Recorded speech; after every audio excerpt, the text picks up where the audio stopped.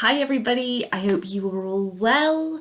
I am here at 6:30 again on a Monday morning to film this video. It seems to be like my new time for for filming my reviews now, at least while I'm on leave. As I had all of last week off, I am off all this week and then I am back to normal next Monday, so yeah. I won't be filming very early on a Monday morning and getting my review and such to you on Monday any longer. What have I been up to? I've just been having such a chilled time. I have been watching loads of TV that I've missed. I finally watched Squid Games, and I've watched it like 3, maybe 4 times now. I absolutely love it. I think it's brilliant. I have been like obsessively listening to Tori Telfer's podcast called Criminal Broads, which I mentioned in my last review. I am on episode 35 of 75 in a week. So as you can see, I have been listening to that a lot. I've gotten stuff done, like my garden has been like a jungle because I hate doing gardening. It's one of those things where if I can go as long as possible without doing it, I will do that. I will do everything possible to avoid doing it. Got that under control. I've been meeting up with my mum and dad. I've been going on walks. I've had such a good week off, and I can't believe I'm already in the second week of my leave. This is crazy. I don't usually take 2 weeks off leave. The most I usually take is for the Literature Festival, which is on at the moment. The most is usually like a week and a half. So for me to take 2 weeks off, it's a pretty big thing for me. So yeah, I'm just going to enjoy it as much as I possibly can. But I've got stuff I'm doing today, so I'm filming this early to get this out of the way, start uploading, and then I can start on my day.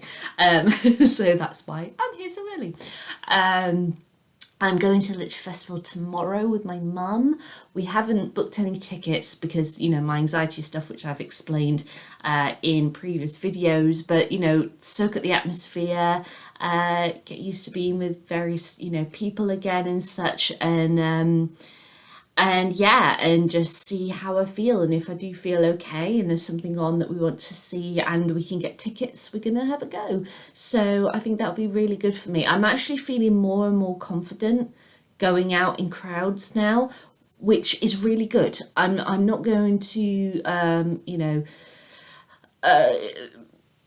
sabotage myself, that's the best word to describe it, tomorrow and think, okay, I'm okay in a tent, but that means when I step into I'm okay in a book tent, as in, it's all wide open, people are coming in and out, that kind of thing. But to be inside a tent or inside like a town hall where the doors are shut with up to 2,000 people for an hour and then get all panicky, I'm not gonna sabotage myself with those thoughts. I'm just gonna see how I am, and I'm feeling really confident to just get on a bus and go into town by myself and possibly I've even been thinking about going to the cinema. So this is really, really good. I'm really proud of myself of what I've achieved so far, what I'm going to achieve, and yeah, I'm looking forward to it. So it's been a really, really good week for me, and I'm really looking forward to this week as well. So yay. But anyway, enough about me and my life and what's going on. I'm here to talk about the book I have been reading, which is Daisy Jones and the Six by Taylor Jenkins Reid. It's actually taken me 2 days to read. I started this on Saturday because, as I said, I've been busy listening to podcasts and doing the garden and catching up on TV and watching Squid Games for what feels like the millionth time, but it's so freaking good. If you haven't watched it, watch it. It's amazing. Just FYI, if you do, the English dubbed version, I don't mind it, but I think the original Korean is best, because it's how they want it. But I noticed that the English dubbed version and what is stated on the subtitles for the Korean version with English subtitles say different things. So just FYI, if you do watch it. Anyway, enough about Squid Games. So because of all that, I've only started this on Saturday. And to be honest, it's a really, really, really easy read. so it wasn't a chore or anything to read. It was like I sat down Saturday morning, started this, and by the end of the day I was 200 and I think about 270 280 pages in, and it felt like nothing.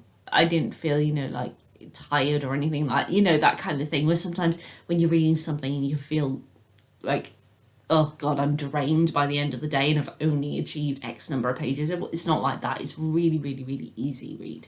In case you don't know what it's about, Daisy Jones and the Six documents a band called Daisy Jones and the Six, from their creation all the way to their spectacular final concert in Chicago in 1979, in which they announced the next day that they were breaking up, and they've never seen each other ever again. So this documents the rise and fall and why they broke up, because nobody knows why they broke up.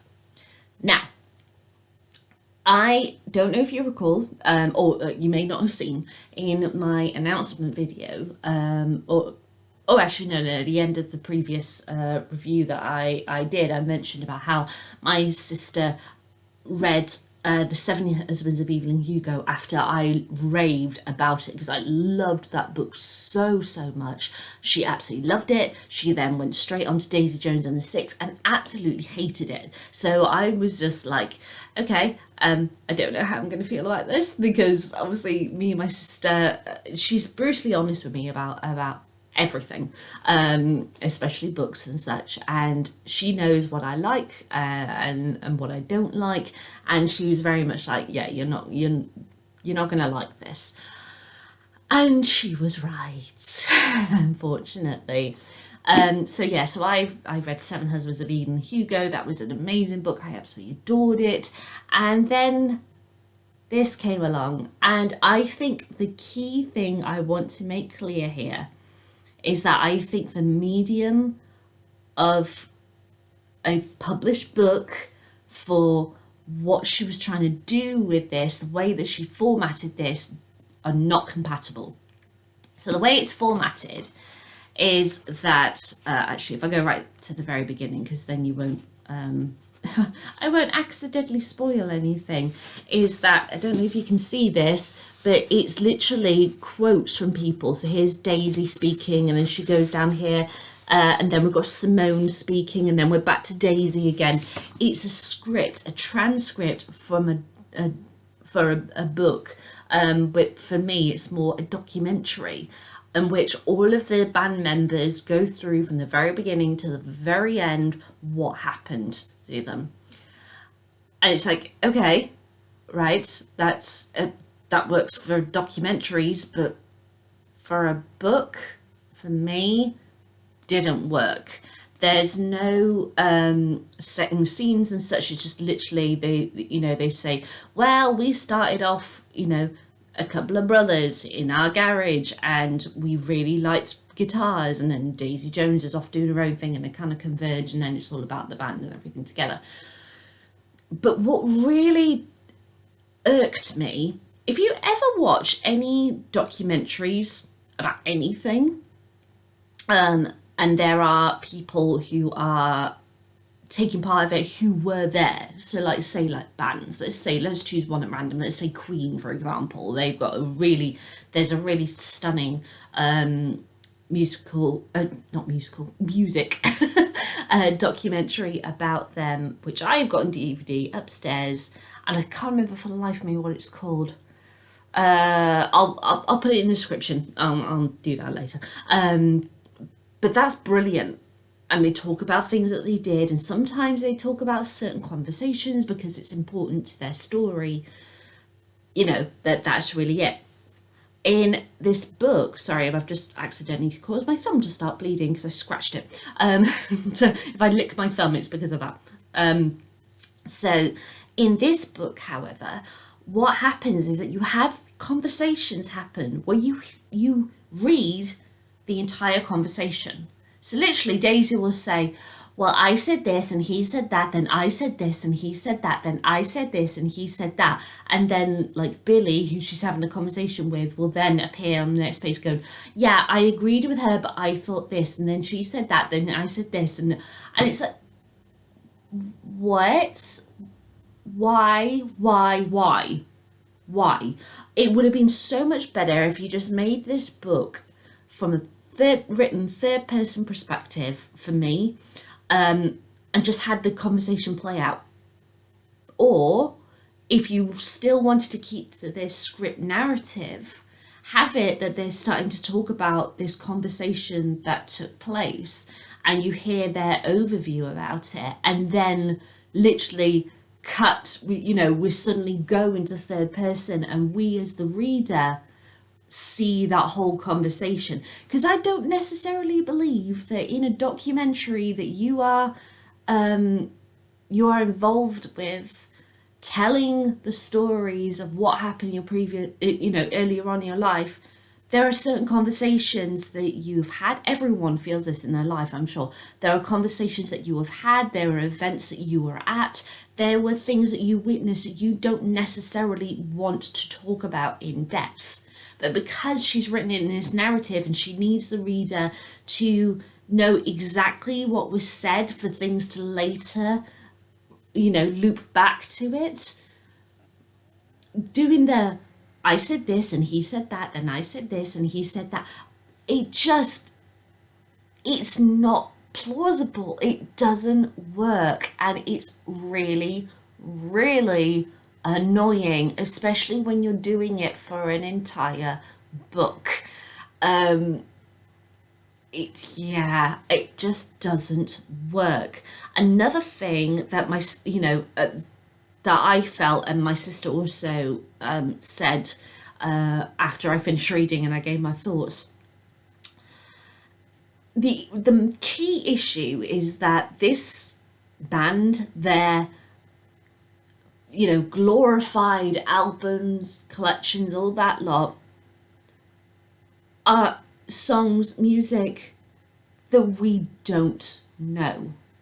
So it's not like, say, for example, let's use Queen again as an example. So looking at a song by Queen, something that you've heard loads of times, that you think you know well, and then you hear the backstory to it, and it takes a whole nother meaning, a whole nother level that you never even knew, because you didn't know that backstory. You were never welcomed into that until now.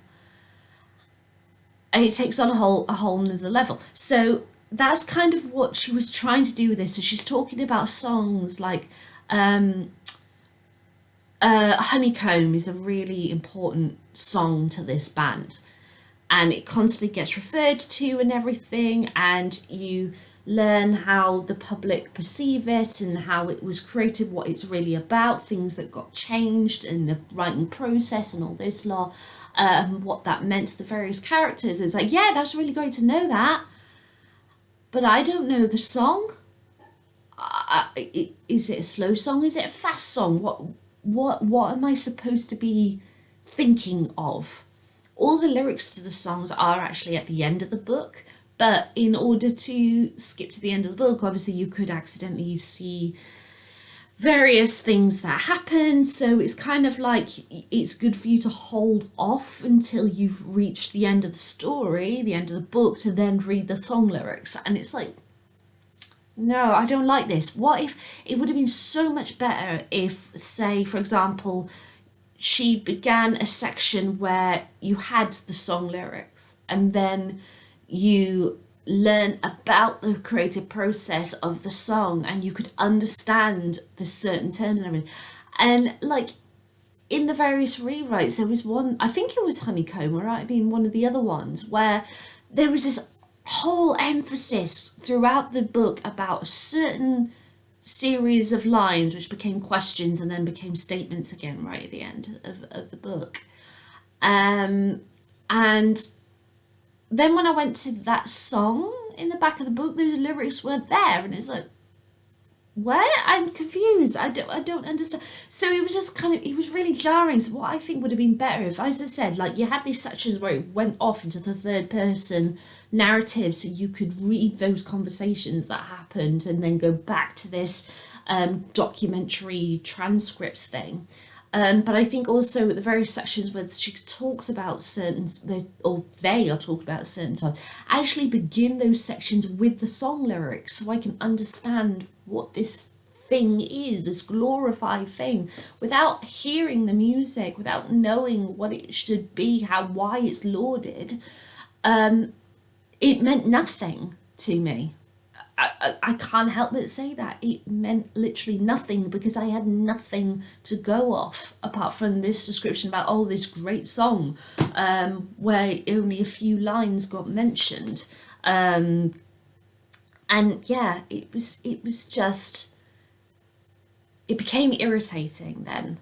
Now, when it comes to the range of the actual characters in this, because you have this documentary-esque style, you very much feel like there is a barrier between you and the characters. They are facing you. It's kind of like between you watching this and me right now, there is a camera between us. There is the barrier right there. And I felt that throughout this entire book with every single character. I couldn't connect to them emotionally. I couldn't understand them.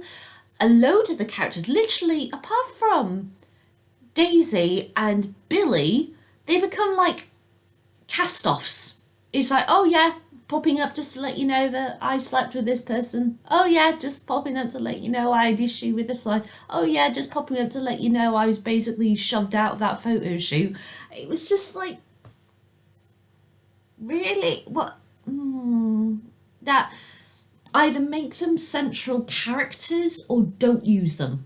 It was just, and even their stories, they were kind of really obvious for, this rock and roll band in the 1970s when music was like going crazy and they were smashing all these records and it was getting wild and everything. It was like, well, that's obvious, that's going to happen, and it did happen. I could guess that's going to happen, and it did happen, that kind of thing. So I kept predicting various things that were going to happen. And then you got to the ending. And the ending was just like, really? I don't want to spoil it because obviously, in case you do want to read it, but it was like, there'd been this very key thing that ran through the book constantly, and then the ending was like, but when I refer to the ending right now, I'm talking about before like the last page. And that last night when they broke up, when the band broke up, it was like, okay, yeah, I get it, that's fine. And then you had the final page. And the final page was like, I'm sorry. So after everything that happened, after everything that they went through, you're going to do that? I get why the character relating to that last page wrote that. But at the same time, it's like, why? After everything, really. And then it just ended. It was like, right, that's it. And then you get your song lyrics. And I was just completely baffled by it. Our key characters, Daisy, Billy, and Camilla. I liked Camilla. She was all right. She was just, a really decent person. Daisy Jones drove me up the fucking wall. And Billy, oh my God. I wanted to slap Daisy and Billy for it, just like, they drove me mad. And as I said, with this barrier that was between me and the characters throughout, because you've made very, very clear that this is a documentary-esque style, I just felt like I was, in a way, being forced out because I couldn't do that connection. And the various decisions that the characters took, I was like, oh, for fuck's sake. it didn't work for me. I'm not saying that it won't work for everyone, because this book is really highly praised. But I just think, looking at like Evelyn Hugo, that is a book where the old Evelyn Hugo is reflecting on her life to this woman who she's invited in, and telling her all of this stuff.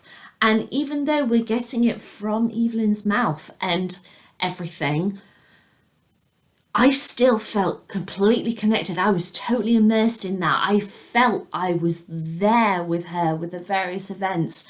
But with this, you feel, because of the way it's structured, this massive barrier between you. Couldn't have that connection. I think the format for this didn't work.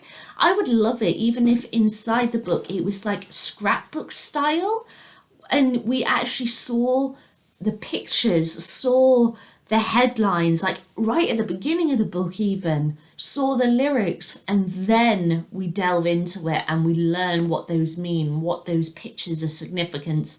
We perceive it one way, but it actually is a total, in that kind of thing. If we had that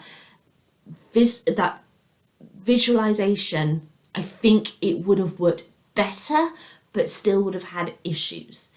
Now, there is an adaptation that is going on at the moment for this book. Reese Witherspoon, who absolutely loved it, from what I believe I can remember, got the rights to make an adaptation of it. That is in production at the moment. They only began shooting, I think, 2 weeks ago, so nowhere near completion. COVID really affected that, obviously, and that is actually being done as a documentary style.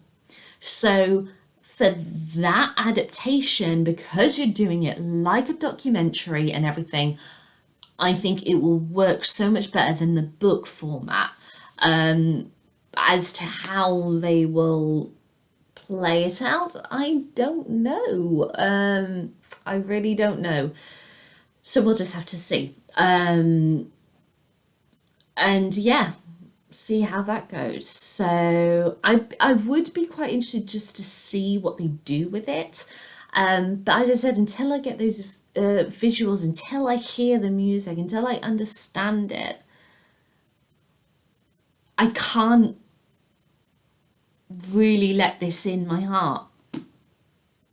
So it's like Laura was, my sister was saying about like Fleetwood Mac and such. It feels very Fleetwood Mac-y in regards to that was Taylor's inspiration.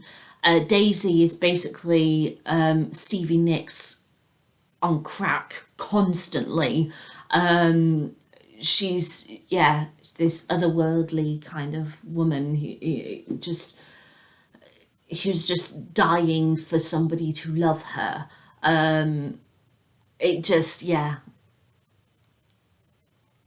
You can see the musical inspirations for the book, but overall the book, the narrative, the structure just didn't work for me. So I can't love it. And it's a shame, because I really loved The Seven Husbands of Evelyn Hugo, but I have a feeling that knowing Evelyn Hugo, and because specifically for this story, that this narrative, the structuring, is only for this one book. So I would happily carry on reading Taylor's works and just put Daisy Jones aside as being one of those books where, you can't love every book from an author, and it's just this is the one that I would put into the negative category for that. So yeah, I'm not going to do a reading because, as I said, because it's just the structuring. It's just a script, a transcript, basically, for a documentary. You're not going to get much from it. So you're not going to be able to, it's just literally people speaking. That's it. So you're not going to get much from that, from hearing me just dictate it. So yeah. So I'm going to finish there. So those are my thoughts on Daisy Jones and the Six. So my usual questions. Would I read this again? I'm really not fussed, but perhaps if I watch the adaptation of it in the documentary style, I might want to revisit it, but until I hear the albums and see those photos and all that lot, can't do it. Would I read any more Taylor Jenkins Reid's books? Yes, of course. As I said, I loved Evelyn Hugo. I still want to read more of her books and see how I go. Would I recommend this to anyone? Me personally right now, no, I wouldn't. I would recommend Evelyn Hugo instead. But yeah, that's how I feel about it. I just for if you want a very easy read, then yeah, a summer read. Literally, it says the must read book of summer. You know, like when you're lying on a beach or whatever, then yeah. But other than that, I'm not too fussed. So there we go. So those were my thoughts on Daisy Jones and the Six. Have you read this book? I'd love to know what you think. Leave a comment in the comments box below, or give me a thumbs up, thumbs down, entirely up to you, let you decide. And I will be back announcing my next 5 reads. Very excited to get onto this stack, and I'll be starting the first one of those today. But if you go over to my announcement video, you can find out what that book is. All right, guys. Bye.